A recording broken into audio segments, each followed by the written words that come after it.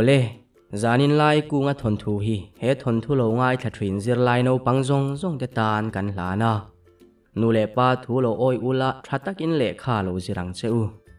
chuan he thon thu a thawak lo lai in ti mai te ang an thian ho tong kam ang hi lo copy ve mi a lo turani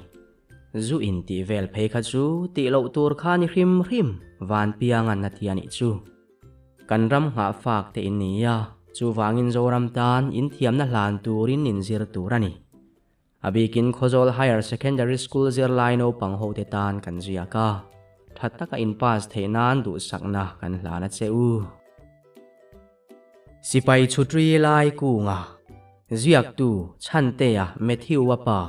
bung somthum le pani na bung ma sa top lama khan lu tale athrian te kha thriani te le na lu turin anin buat sai me kani kha enge thleng zel don in ngai thate ang hey thang bik lu ve tu mem ni ilo lu vein la ya bo nga sin ta hian lo omro ba ka kan ti anga piang ti tum ve su lu ta chuan ti ya kong ka biang atang chuan piang a lo hoi let le in adik chi abika ta hian lo diu ti yang che lai ku nga khan min ron bi thla ka tum reu palang ba ka nang ni yang ke ui lutuk tan hetiang hi ati chi lo hrim hrim ti na pil zui zu lu ta poisa po ka pe ve vek to asin ba ka chak ve thowalo lai te chu si payania abo don lo hrim hrim solaya son hual thadeu ka ne asin bi kan na lo ti vele o hetianga hual ne ngai lo dule savabu va hual ro laya local vele lo awang che kakal tin lu ta ain hervut bi ka po chuan ti ngai na dang kheto hek lo le eng ti ka emo chuan kalangam thar ve kang cheu ati zoi suk mai ti chuan lu ta chu phur je tina kal phei ta a parda chu akeu ve duk bok he lal bela te luar chu kha iom eden huan deuh ku ngem ni nimina miang khan tiro avati deuh thu ta o lut vung setan kalro kan nek kai char lo te chuan amak zo ka hei ka boi pui aron meng fi ale effect ameng deuh diar to asin ti in lal bela na lo aw let vele he lal bel ka mumi alo cheu ka mu fu thoi cheu zaksu mong hlui tin lu ta kal nui sung mai helai hi ro bula lu na khani mo maro bulte sulau ro ati zui le kan lut vunga hi chuan abe bom po hin nuam ati tok em mai ani van piang hi khoya nge mo om vele ani hi alo vung hlur to em ni van piang khoya ngei om nang la hi che panung khai ang vatini hela hi hong ve rup te ang ti in lu ta chuan kong ka chu honga ma se vai nu pakhat hang thau nel nul hawar mui sen zetina lo kwa oi ka rei ka hlau lu tuk phung kal ro lal vai nu nang hi ka dil lo che ti in lu ta rak lut vai nu la chuan nui sung in na lo kwa eng mo so in lu ta zu thel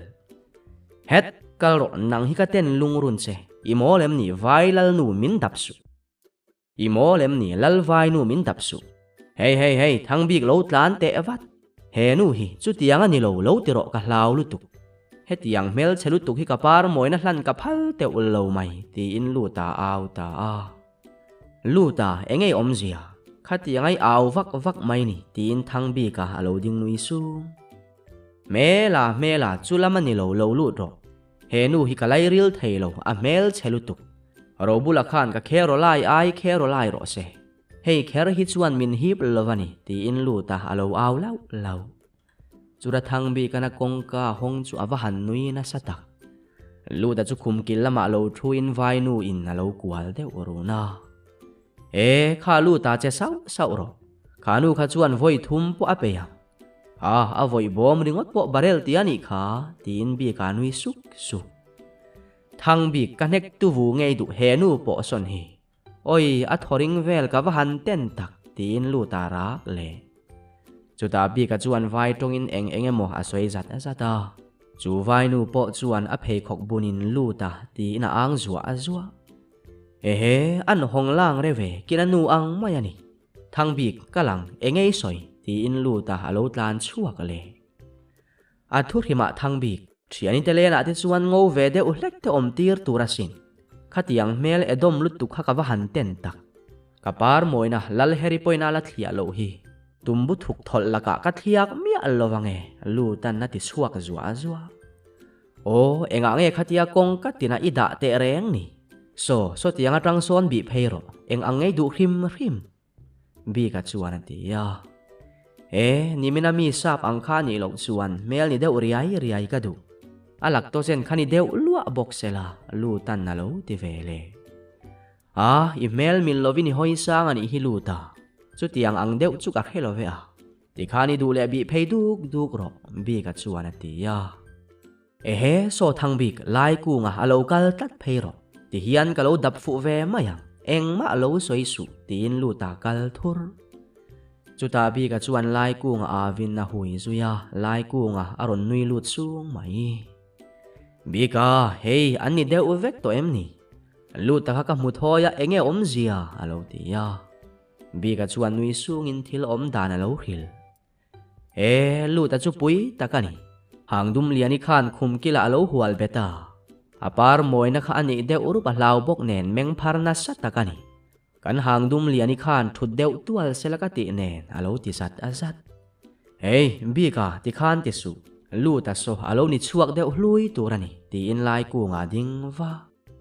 chu ti lai chuan lu ta po in abi phele ta duk ka khu eng tin nge lal bel chu hela khana mu pai thei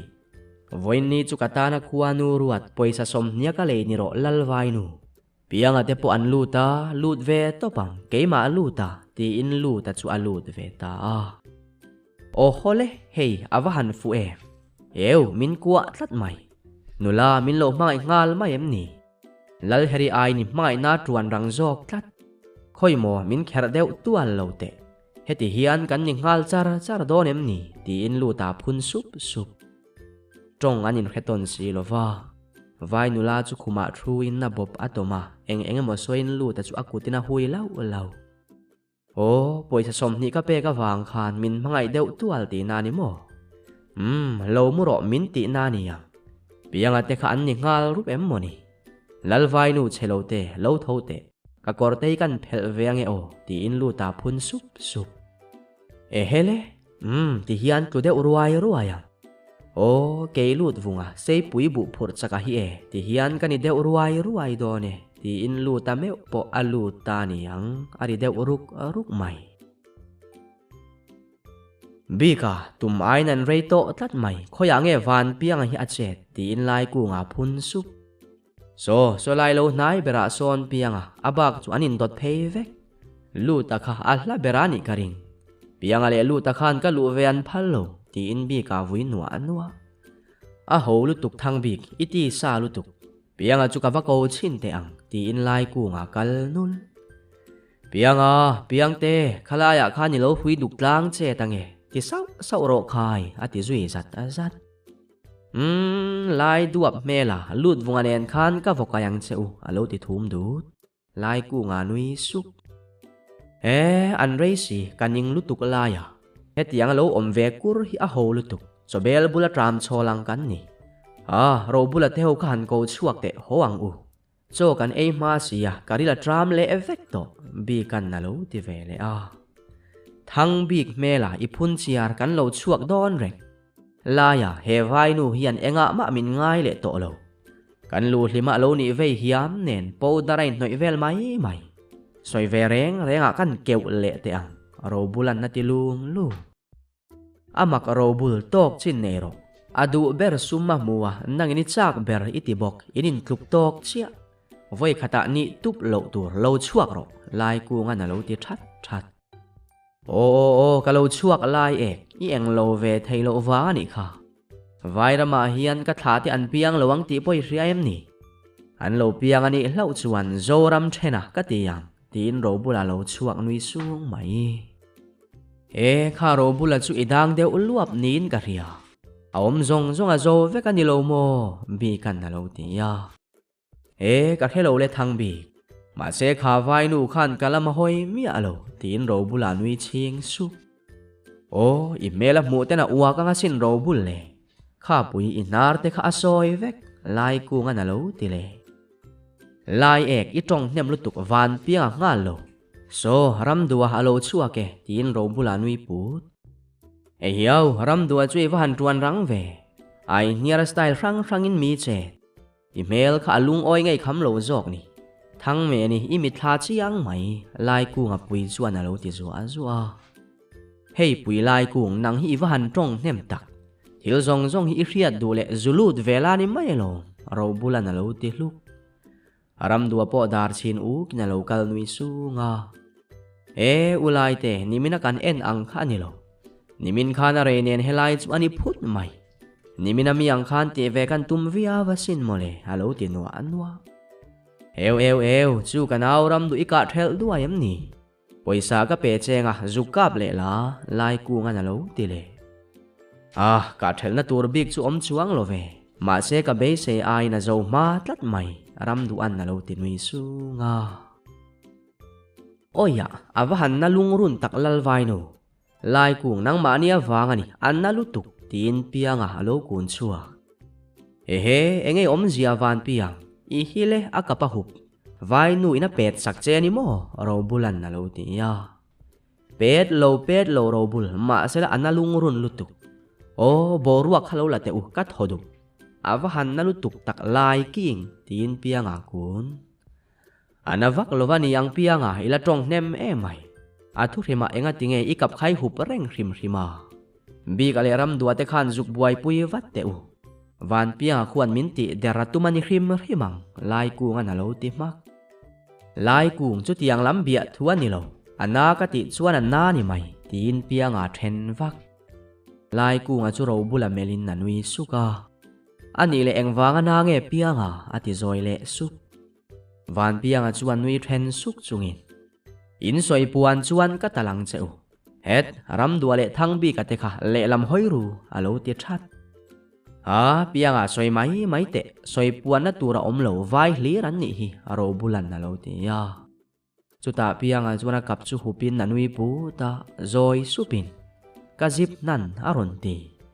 lai ku nga ading khur ngar o pianga ke korte halovem ni halo ti ya nui su lai kung ilo trong thuta ka hak thelani kha robul le lam hoin lo phelte anna lutuk ani lo chuan ka zung luarang tin pianga phun suk khoi pianga tha te hei te ani velar mai ka ti pianga ti khan kan zip thlang o lo chemi asu khat ni thum tin robulan na po thak sak azia ta ka ke korte kha chu vai nu khan lo nei mai te se ka chua dona po min la mel lungrun mai la ya adam chuan vai nu chu ka eng lo ve par ku nga tengot ain ka khovela zaw pianga na ti zat azat pianga iwahan che cheve mani nuam tin re mate han zip nan chu tin bi ka lo nui ve pat nia pianga chui zung thiep vet dona ni kha itoi nu chu enge an ram du an na lo ti nui su ram du pui takani pitonin ne taka thangra thap ang mai hikani min thap dir char mai roding khi then hial ka du tin pianga nui su khain lo chuak to ani mo ro bul khoya nge lu tale chala te hi tin bela alo nui vele var bok lal bela so kalu huala aluta alung oyani so bi kana lo ti local te lal bel kha ilo nui dana khan ichu kha fu ani mo kan van pianga po ake korte thei ngilin alo chua ka ni hi iwan rei re uveng tin ngai ti lai ku ngan na lo ti ya la ya chu tiang te chu asoi chi don em ni ram du nangi soyem tin bela nui su soi lal bel kan soi vek ka zip nan po an khele evek to soiro piangan na lo ti ya nia an soi vek ania bela ba kai lut ma si an ti ya I rei lutuk tin lai ku nga nui le ani ka soyang dik tak chuan kan lut kha nimina kan en ang khan ti ve ka han tuma ma se mi zo tong khalo thiam heksu vai tong kalo thiam big box si lova sap tong la kan hello ve nen zai zirin kanin bia zai zir khan in sot ti ba kalo la thiam si lova kha khan min ti buai ta ani lungphur thleng tlang helin kanin hel rei khop mai tin bela chol det chuan eng tin zel lal bel I chol hun lo lutuk soi zel ro ram du an lo ti vat bela anui suka atopa kha chuan ke ma mi zo wal tin kan dung bo a chuta zong ro bula zong ta kuang kherin min lo kher chat mai ti khana bak chu ani turang khani chho char kha vai nu khan o mai kho sati ve karin ne na timia alo mai aron ti zat azat o iwan mol tak lal bel o mai kho sti kha chu sap tong ani kha vai hian sap tong an revek lo pianga na lo ti mak thu khima chalale alu ta te em hi ni lenga tuk an tu mem ni lu ta kha chu alut suala halo rei deuh po ni sela ka hethiam lu tu kan chala khan thi chila tum nge ni ho te u iwa kal chil rup teang u ti in bi ka nui vur o bi ka chu tiang ani lo chala hi chal deuh mai ania o abun fu lak lo to chuan ma chu abung charang ram du an lo ti hluk nia chala hi zong satel mau la speed ta chi ania alani tu alang lai ku ngan na lo ti ve bok in soi kha ka hekeu ram du min thi ka ni kha thang bi ka ne tin chala alo nui chuak put so chu lalbel at heyang ka ti so akorpo la hami alo mai chala lo nai vatte kha ila than deuh luame lo ro bulan na lo ti ya engma soi lovin chala chuan kora ha chal ming toy nang hi be ngun le ani mo sipai ti takai thei at ate pianga na lo ti char engtin ma kan omlo mana tra ka mel ria tania khilai ka be se ani kha tin chala nui pu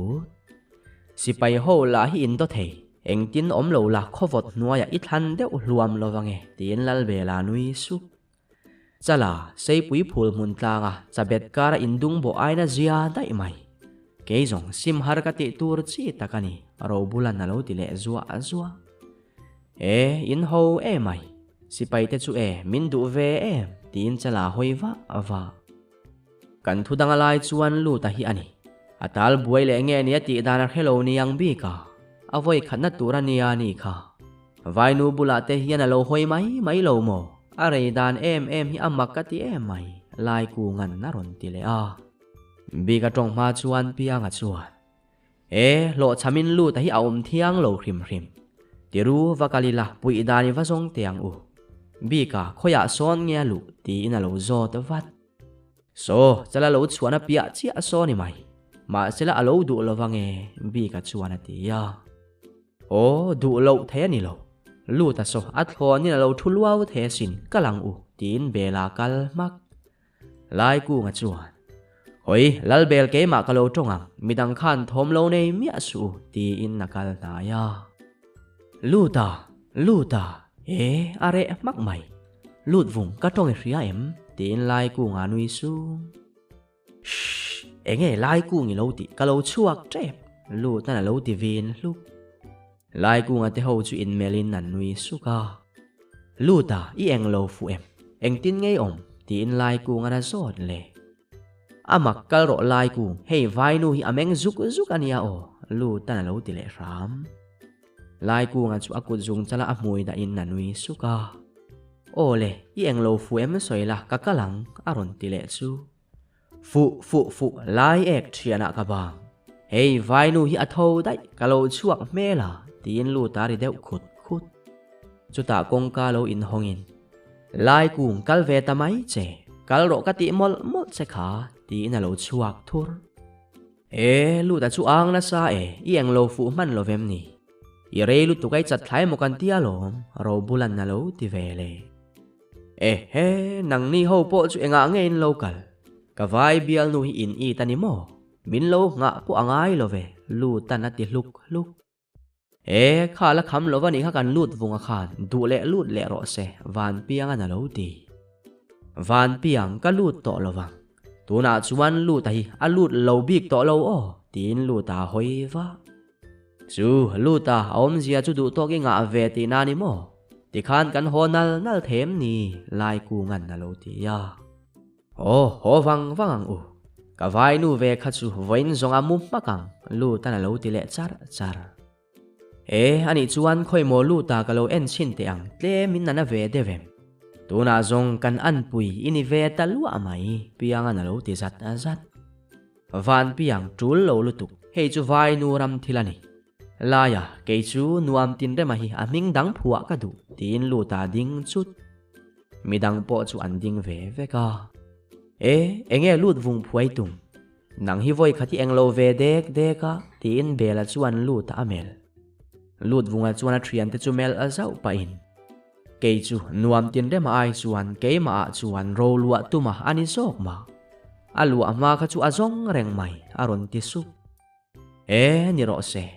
iminga po lu tani lovin ro lua tumani zok ro se ti in nan kaldam dam mai lalwai inula ti chu anzoi nak hlom ngotang le voina tan chuan chutri pero u mizo tlangwal te nuam tin rem chu an lo rem na ro nang po chu ilom ani mo lom le lom hi in pel suaw ilani mai lom tin chala nui su chalming toy ti khan ti su vai tong ngat khan kan lo me lu ta eden huana ni ti ro bela na lo ti char ro bula chuan lal bel helai mun hi kan ram ai na nuam dai lom le lom kan in pel suaw mai kan ram te chu lom na tu reng khelo te lom na tur om lova lom na zong tlat par ti te ro re la kan oma mi pui te hi chu an dot thua kan thlevel mai ani aron ti deu udua in la don thui mai ro bula chu helai te chu mitin lom na ani hi van rame ro chu ani lo chala chuan ti in vai tong in dak zat le kal te un helai a hian ti turin nei lo in vai khan in bual ve kang cheu lai ku nga chuan ti in nan kal le ta karil handram dan mai chu lut vung voi thum ang vel kani thil ang u tin bela chuan a pum chu azu ta ke chu nitlak main kain bual don lo hrim hei te vai nu karim tuirim kanamania tin lu ta chuan akor nim that heta hian thingpui inang u hela hi kha si dor ani hi tin lai ku nga hovinan thu thapa voina kan om dan ang hlir ring nun ni sela thangbik iwan van duai om bik tak lu tanaron ti sup lu ta isual emai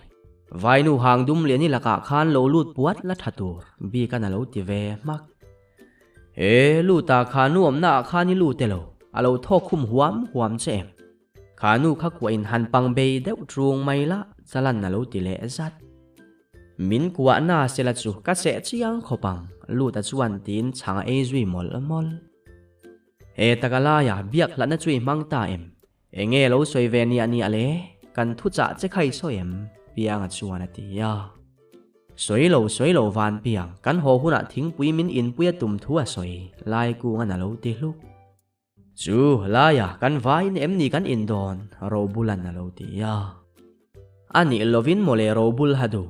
VCP ring lian le par ku nga telo om ve sela kawahan in soi thei chak tak lu tan lo ti le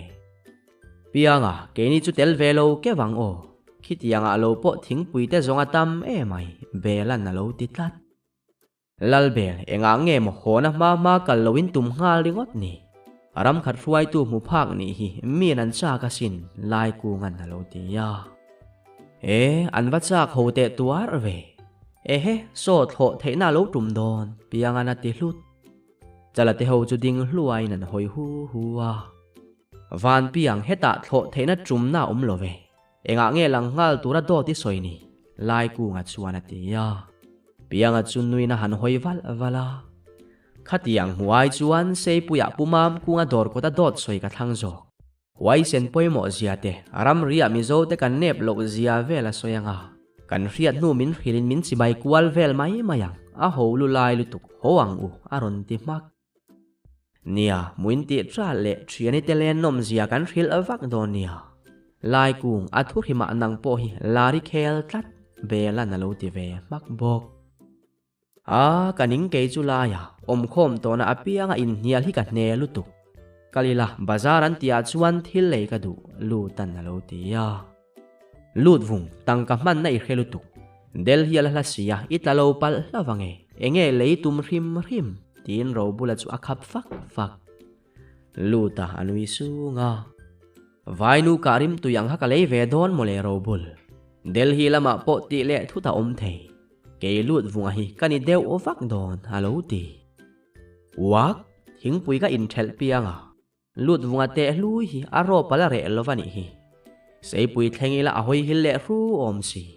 helai hmuna hian lut vung ti sa viau su bela na lo ti mak ole ikalang u bazara poisa mang huau lo ula thil te khaban zut lo tur lai ku nga chuan ti in nanin zui le ta dam mai laya kan ria kalvat vatang u khuwa hi avot sia andar pen ka habok silo chala ka pen zong hian mo atho huau mai ti in pianga nui su ni tak i haman lo tak mo kha silonga ke korte halwa leng masaberi ni ang ma sila avot sia aron thip hit chho mepem tin chala nui su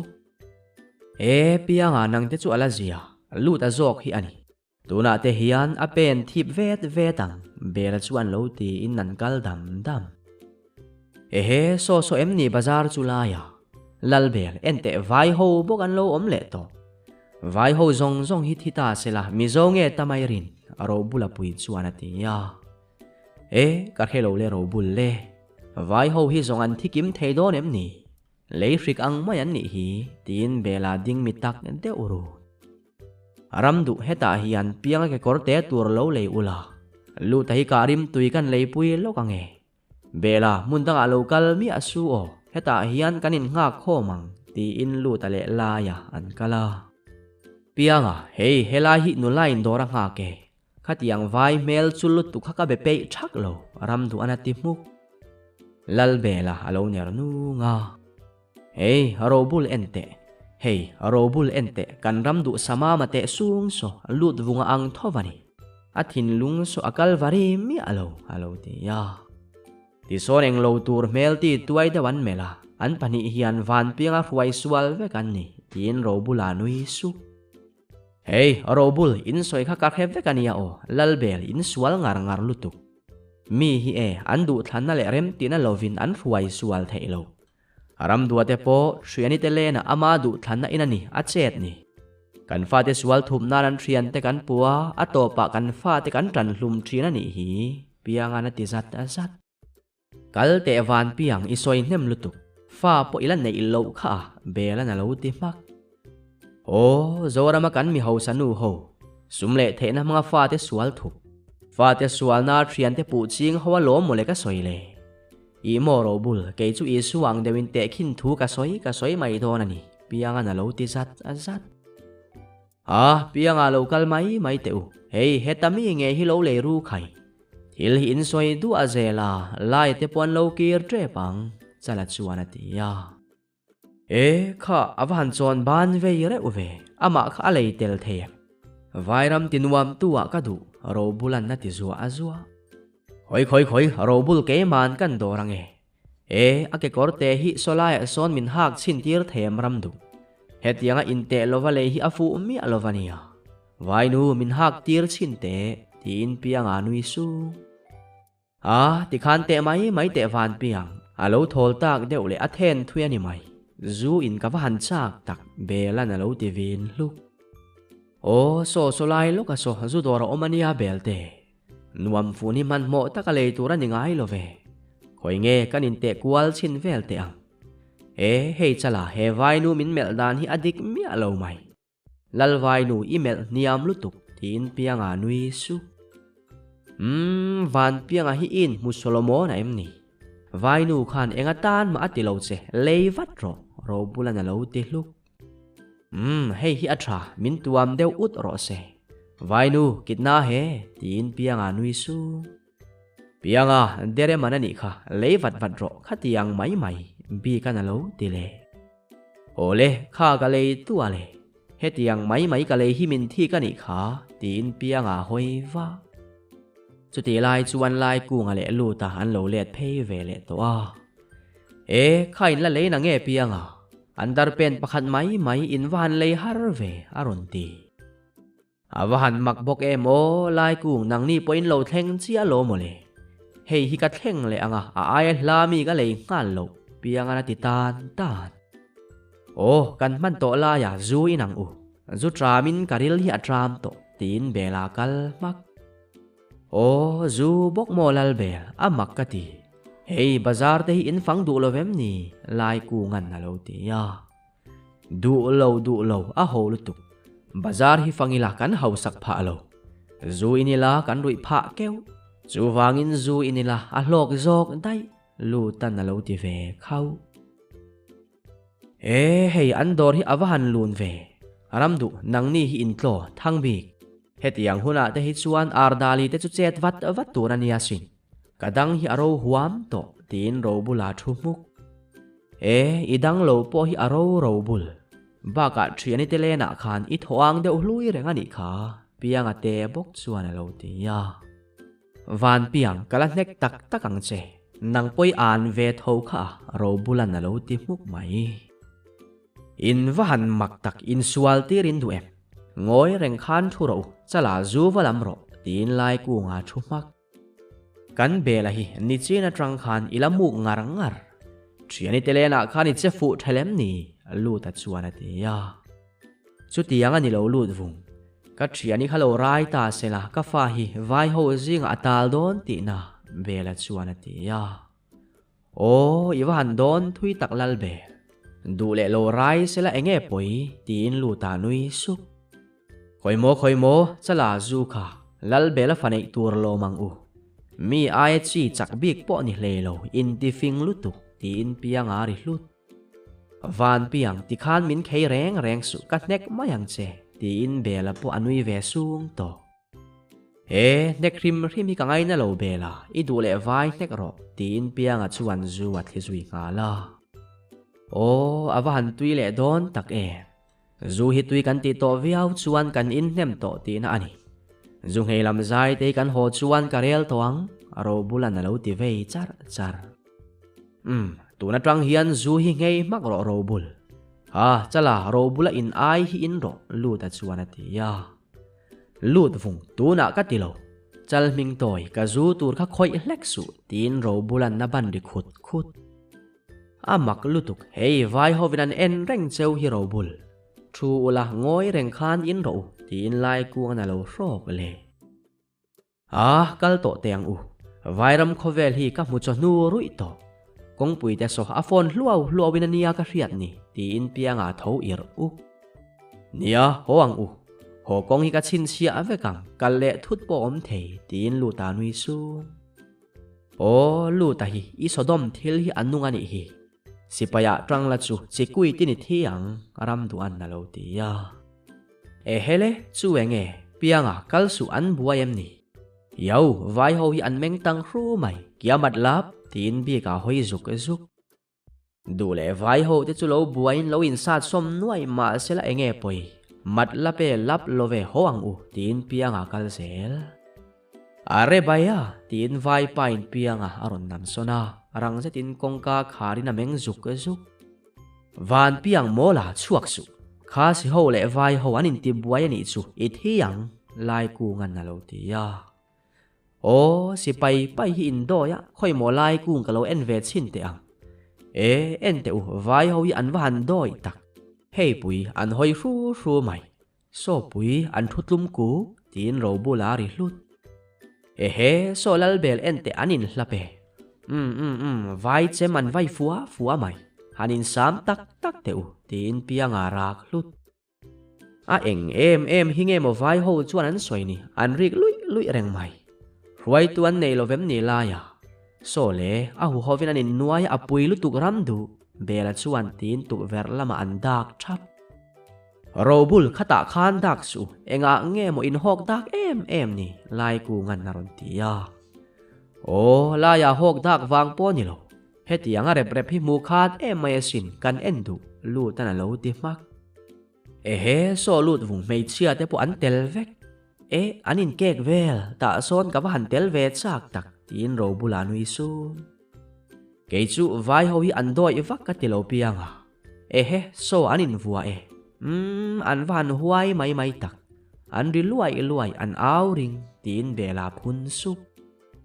Khai anin vom vel lung an van ti leng tak lal be. Ka lung a leng le lo. Lung leng ti vel hi ka ten lutuk tin pianga tlum zup. Vadak su ka ti mo le. khilai sei te buaina ang mai kha ani lovania o motor te kha an halang local ro o in van mol re ru hlom tak tin lai kunga alo awa laya chung te tak chu alom kan en chak ni ma se ka motor chu hal sila he khuai ka hal hrim he so lu ta anin tual vuwa ke vai ho chu an thinual don ani hi lal bela chuan ati ya so laya song ho so puli tan ni mo oi so pa pulit pa nep zia so an the thua ni chu puyang u ka khongai tat lu ta chuan ati ya ni e mole hetia lo en reng ringo thi a ho lu tu so no pang pu an nek thua ni ya lal vai me la local te het me chia te kutan thak vel ka ti ka van nek don chiang tak ti in piang a tho van piang kha he hi keng ro ti ru vai ho su iwa huwa tak te robul posimoi tin lal bela nui su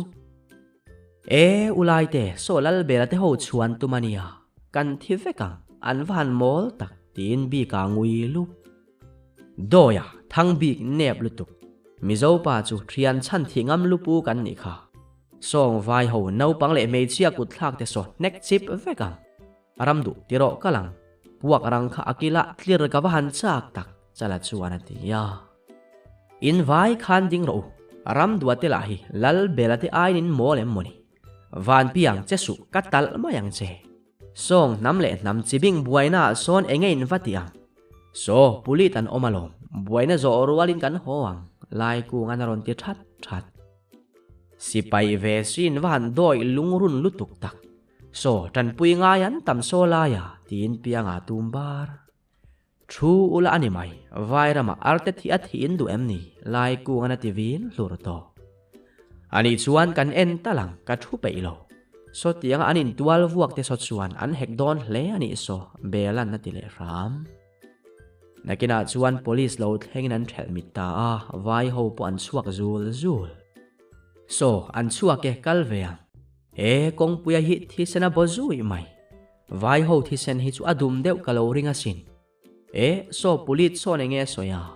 khatiang khaneng wanga intal chiam nge mo an ni tin robula phun su robul sa khuana wanga ni mele hindu ho hian kha chi horam chunga biakin sakan tuma chumi du lo buaina chuak chu ani kha sa khuana hian min ruai sualin thi hi an ngam mai zela keni pok an kalvat watangai ti in lai ku nga kal sok an va in ton tlak si ve heng ho hi kan ram ve hi zong sual sim si lovin an langa moin kan free tian kan tia misual te sim tir lovin kan ngai dama dan te free tian te hian zom ve te ang u kan sa khuai adam lo chuan kan ram pu adam lovang kan ram adam lo chuan kan nama boral piang ana ti mak adik lutuk pianga pathian nung biain ti si ruk sim si lo sa khuana kora mang mai kan tam lutuk ko khan la hian sual do ain sum nei lowan hlawa ni hi ti in lal bela na lo tui ni vele kal mai te ulal be ram le ko khan vei man kan ni lo kan tluk tual chuan a ho vek tin ram duwa nui su oi ke chu ka chaw lutuk helai hi alo vot reng lo nei angar kal chu nara par vok mai ka te lut vung zu tlem in sek angai ani ti in ro bula nui su hey lal vai ho lo hong ro thi ain thi lo kan thang ke lut vunga hian vai nu ka kwa deu nu bok lu ta chuan ati ya lu ta khati kher khan ti su vai ho hian ke po mi zo nu la ka khero lai ti sela ingoi mak mai tura sin ram du a chuan ati ya chuta lai ku nga chuan get duty bia in an lu ta dam mai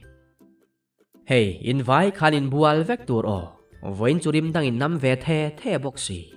lu ta phei chu kha ilamom deuh zul mai tin lai ku nga nui su in bual te re nge lai te hetianga vai nu rim te hlur hi ka nam pe te lo mai ma sela eng po ni se in lem sek te ang u khoya nge van piang hi om le tak lu ta chuan ati ya lut vung enga nge mo ka ming hi lo lam ve sek thin ni ka andar pen thar ka ha ni hi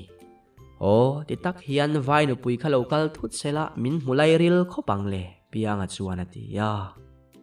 van piang in havat te khati tak khan ui formi ang lutuk tin lal bela tum muk adik chia iding saren muang alutuk van pia bi ka zu khathite in bual ma tlem in lo tena dikna vai ho in sual deuh boru aka khan ka phim kuk mai ka ti lai ek vai nu eng lo velo pa ro bulan na ti zuwa azwa nang ni hi dahau chums bena ka zai ta to min thi ka ni hi ka ke kor terong angi nei velo i cho lutuk lal ke tin piangan na hathar van piang nek tak tak idu em ni mana po lal kel min ti to su ka ti che kha voi khat chi amin han ti le te tin lal bela lo tumbur piang ala chuan rang se tin lal kel alo ti le lal belan van piang chu fly kick tu min han zuana van piang ala lo tol sonin posia lo la local te van piang ha soi nau pan lai ka mong soi bat po min la pelo neke du em posi te min la khum vel ka ti in lal belan na zuan non le van piang a lo tol le in na lo vai ta nga me lal kel engei thin rim kan no pan lai ka habal livom bo kha kala rengania o ba ka thin rim ma si ti in lal bela pai khut khut thin rim lei se tu tin pianga azuan le nang hi van pianga piang cheturuwa ini mela ti na au that that ma sela abe fu lei thei me ulovani nang ni kha in ti tak tak em ni so la ya ente lal bela te so anin huwa vela ni so in van mol tak in ro bula lo tlan fiam thuna huna ni lo hi ro hadu hei kan lal bela hian thapuya chu ke ma van pianga kan cheve pianga na ti man chok tia pianga piang lova a ho lu tu kha le tin bela na lo bo thu thoro lal bel in ha thak lu tu tin lai ku na lo pot lu da chuan nui sung chungin nia atok pianga du tok ro alo ti fe bok lal bel bet mai la ka tlom don lo hrim hrim khoi nge nang hi ti ina du la lo sik an na lu tuk van piang tharo neki du em ni thian in suala in si atello oi an na lu tuk tin bela au that that i tlo mem lal bel i tho don nge nia ka se don che in wam tin re ma hi po saki du em engei thin rim ri ngot an noi lama tangin piang at suana ti ya thoro enga nge khatianga in lo in sual tak tak ni tin ro bulan na phi lo lal bela atal ve ai aya ingam chuan min han sik le te van piang ka nek tak takang che ro bul min tha te piang julai ku ngale lu tan nan chela atal ve fat fat mai thian ni lo la van piang ka se sep ti kang che engei thin rim ngot halo ti atok ram du local te piang hi lo chel ve te chuan chala nangin ro bula khi han puila bi ka kongka kha kharo tin lai ku nga ding lua enge lal bela le van piang kha inin sual ringot tu thiam lo nge thatak khan om ula soiro ati kha kha khoi mo chal ming toy min han tha te ro bul thuak ai tha hui nga ka tho thei lo min tha wat te enge van piang khan lal kel min ti le kher ni mana po min ti to su ka ti ani lom ni tin bela ameng rum hle pianga enge nang po lal keli ti kher ni lal bela hi bela ti ve mai la kel po ani lo hi tin lai ku nga nui tut tut van pianga chu alo nui su nga lal kel tin ka kova enga nge voi khat chi lal kel min han ti le te ati ve ni alo ti ve tlat chu po ni se enge van piang min ti le kher lal bel min ti ve thei mai lo vem ni tin bel alom thei lo afa han mak tak nang man voi khat chi min ti le te itiani kha kelini ka tilova ka soi sual ve ani mai lo ba ka lai te kela khan an te vi nei piang an lo ti le ram khoi mo ro bul kan nek le te van piang nang po ui ang lutuk bela chuana ti ya van piang anui kur kur khovela analo ber lal bel dule bau po ka tiang lal kelo ti khan lowin ro samai mai te alo ti du lek lai ku nga anui then su nga khovela thianin sual na atan zonga ho berang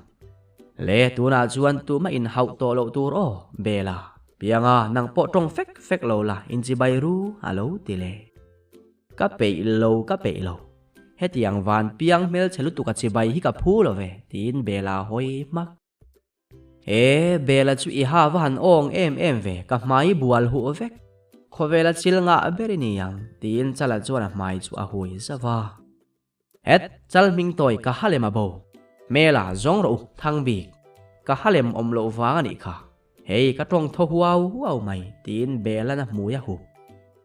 lal bel I halem khai ti bo le ti na em ni thian poisa pu gai siam ani kha o poisa po ila rul bok hek lo tin lu ta lo nui su ka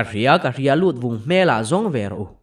helaya van piang mai sina ka huwa na khan ka thawani yang tin bela vin lur to hui ham ti tam si phun chiar bok si ka ruya re effect tin ram duwa akun duk mai uluk tak khan zong ang o helaya halem siam na to si lo ani lo chuan bela del hitlang thlengin I then ong seu mayang tin lai ku nga nui put ka ria lai kung I soya ngai lo ve helai vela baka tla thailo hrim tin bela po kun duk to pianga ila thin rim em ni zong vela hei kan vain kan zonga enga ngei lo thut bik tin ro bula kun duk rim lo ro bul ma se ka zong pe lo ve lal bela halem ti vel mai tin pianga thumak avan wang tak lal be kan thiani telena in nuam tuar lai ni thau palani anga I helovania hei chuata kan bok liang hlur to kan mu chuang mi alovania ani lo chuan piang pui sona doi bawaniang alu ta chuan atia amak lut vung pona te po son zong ro helaya bak hiana bolo hrim bela na lo ti vin that bela du to kang u kan ho vele siam tir donia o helai munai halem zon chu awang mai van pianga hiana doi bo tak aniang lai ku ngan na lo ti ve bok lai kung mela hetiang hian Delhi kalai du don em ni tin bela alo then chuta zet zong an nui fai ta vek bela style tharani mai kan humiao si lova chala chuan alo ti ya beidong zetin bela ading luau to lal bel mela min langa mem pianga kangam lo che ikit kaniyang tila chuan I halem ka mu sakang che van pianga na ron ti mak pianga I muem ni khoi min lo bela tin lal bela nui put ka mu ka tiam ni ka mu sakang che ka tialo ani lal kel ka tile chenga lo bete pianga na ti nui su van piang I van sual ngar tak pete nang hian aom nei khet chiang ani lai ku nga chuan alo ti ya pianga chuan nui sung in ipte chu azena kha ka ek them ka ta ti in bela halem chu alo phor khoi piang ek mela enga nge kan zon lai te kha ni lo phor lo tin lal bela na lo ban vat in mol malo pianga I muem tin na chang reng hrek lo cheu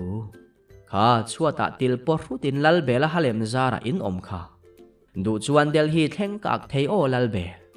pianga I fel lutuk ti la nui sung ro pianga na ron ti zet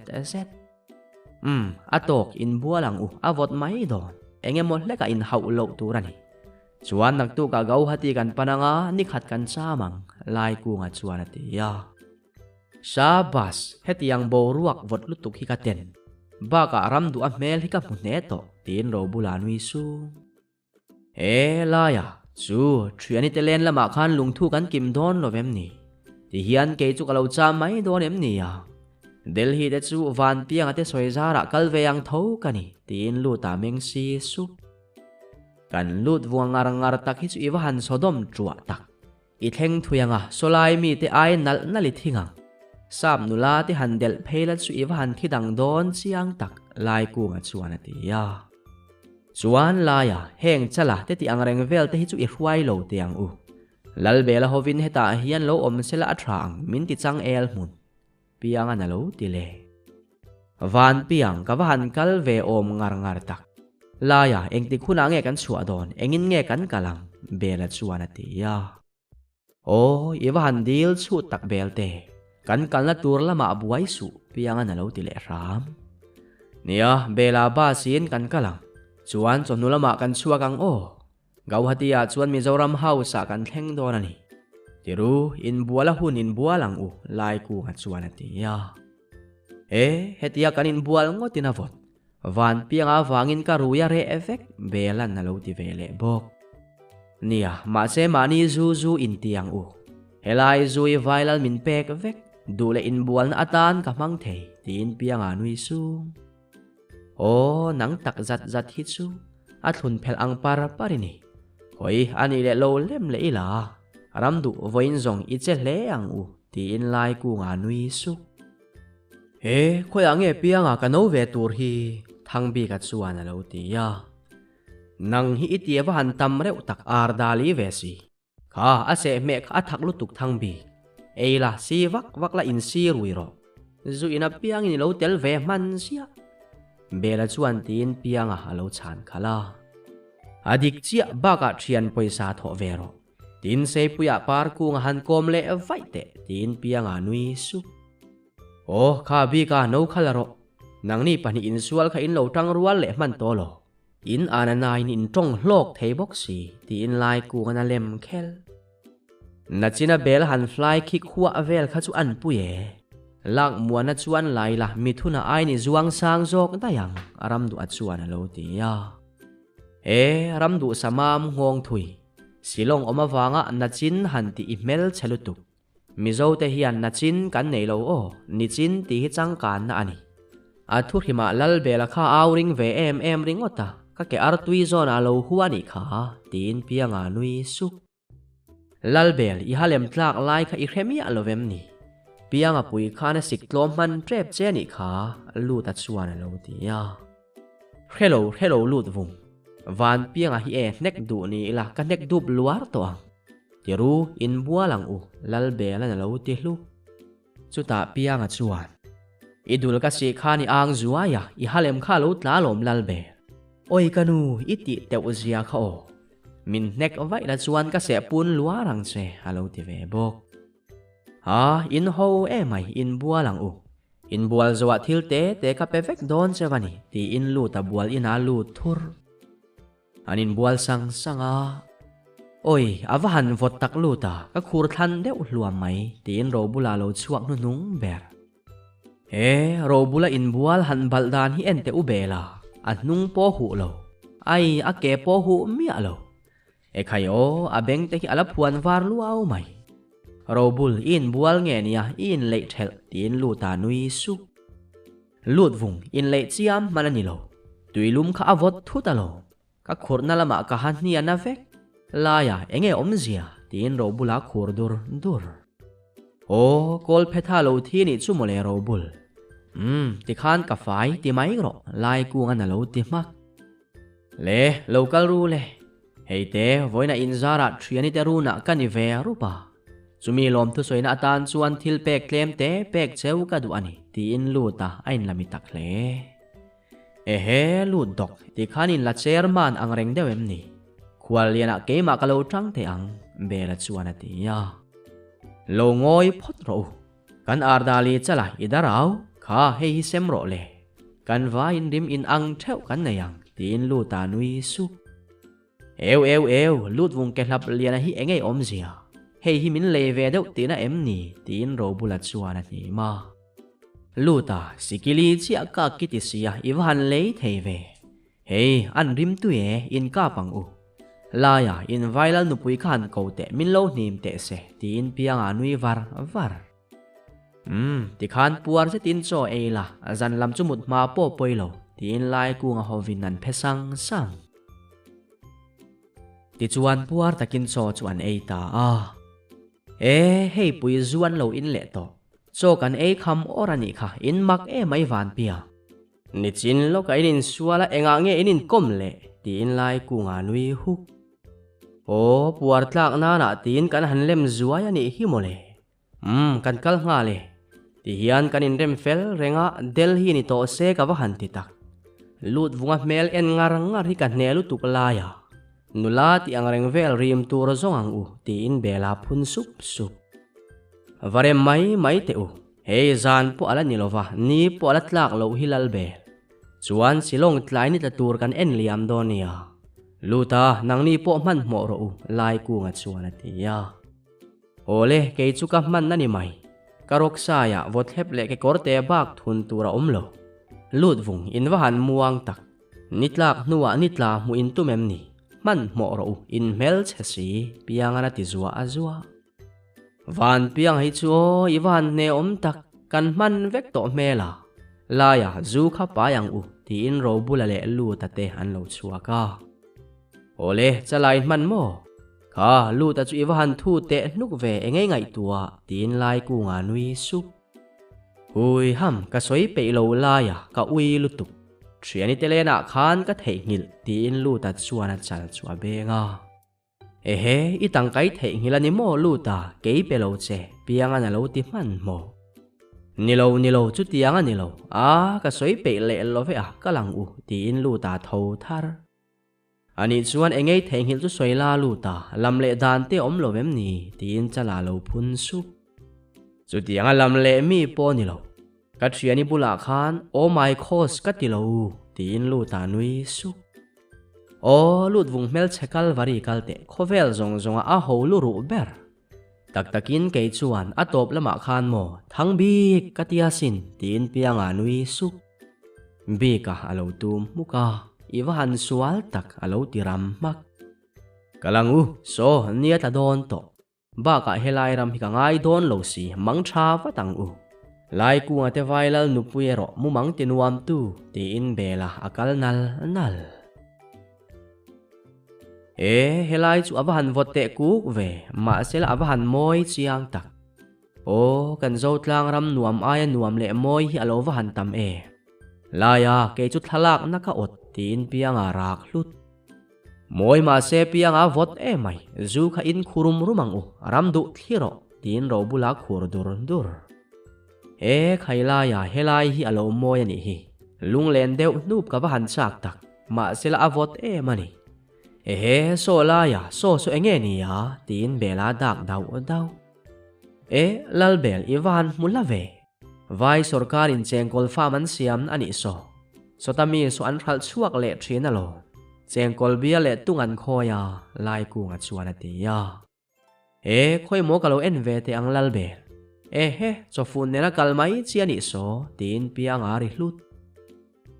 ma sela ya kan khuwa kai kuang fam nena van in thau ve kan khuwa kai kuang fam chu pet de ve VCP ring liana khan cheng sanga chuang kan seng kha ti ve ya kai kuang chu soilo bong cho chi na tanan mangani kha aro bulan lo ti zuwa azwa ro bul thatta ka anti tenan hlok nang mole athu hima ring lo mi te hi an fel jok dai ring tu te kong siam ain ring lo mi te kong siam po amam zo kani kan ram hi chuan biak in po na pathian thu kan oi theilo ti in lu ta khap fuk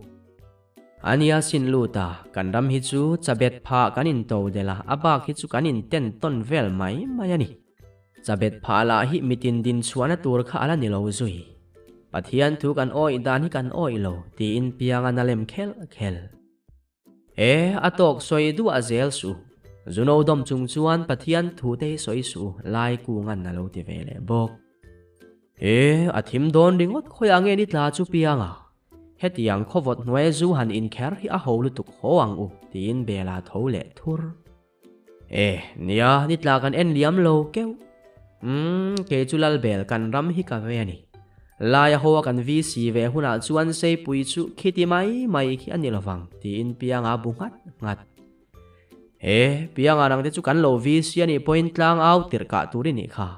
ni som sari le pani in hlo na i hlo ka pe ma sa berang che tin ro bula lo nui vun ro bul mela tlang out tir ka zong kan ni lawang VC himel chiat wanga tlin theini sela itling don chiang lutuk ma sela ani lo keu hoang u tin pianga akal nui vur mai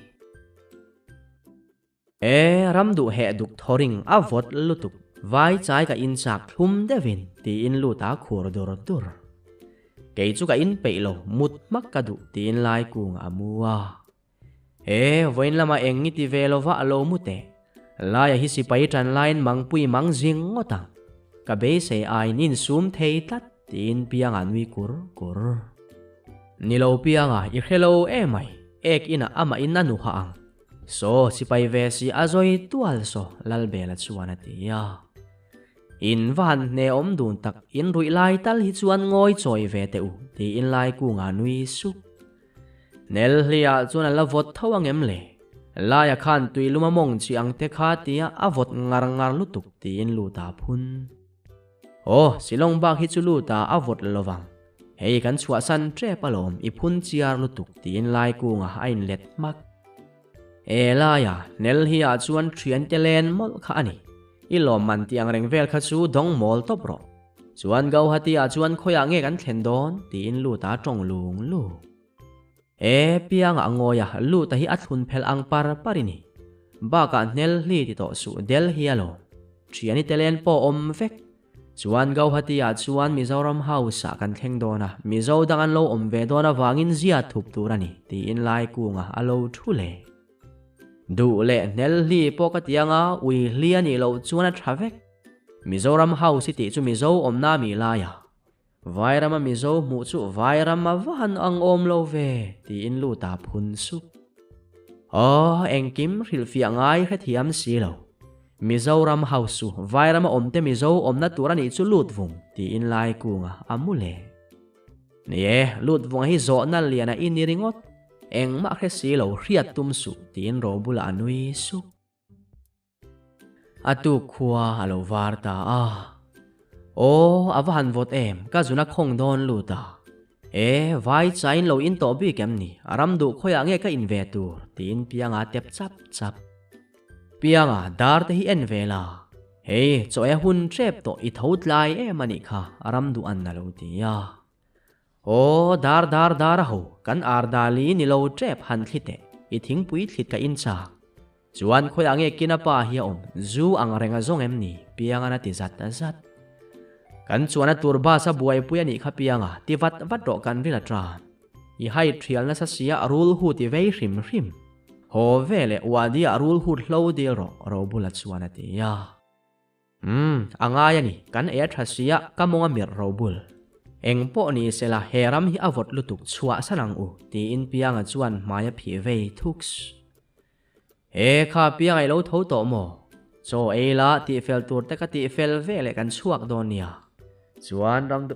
chuan ram duwa te kha choi khama in kal donia laya chuan ati ya chalming toy te chu in ngai om ngal mai ka ti